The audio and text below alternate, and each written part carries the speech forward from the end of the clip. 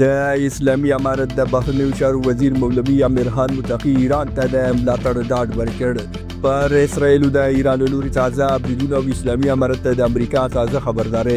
پوره جزئیات په همدې ویډیو کې وګورئ او انعکاس میډیا چینل سبسکرایب کړئ.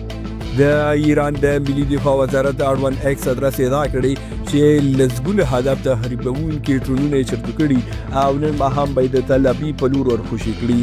دوی په دوهم تعقیب کې په همدې ایکس ادرس لیکلي چې تل ابیب به څو ساعتونه وروسته په نړۍ کې ونیول.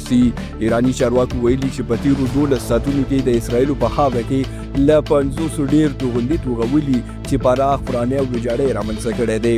په افغاني رسنیو کې بیا د ایران او اسرائیلو ترمنځ د روان کړکېچ اړوند دوه مهم خبرونه د ګرم باس وړ دي. ویل کېږي چې د پاکستاني پوځ مشر جنرال عاصم منیر سپین ماڼۍ ته روان شوی او هلته به د امریکا له ولسمشر ډونالډ ټرمپ سره د ایران د اټومي انرژۍ په اړه وغږېږي.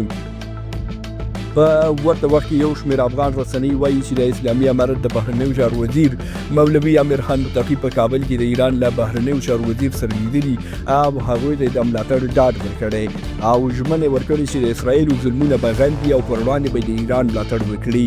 د سیاسي او امنیتي چارو یو شمېر کارپوهان بیا وایي چې د اسلامي امارت دا تېروتنه به د افغانستان لپاره خورا خطرناکه تمامه شي.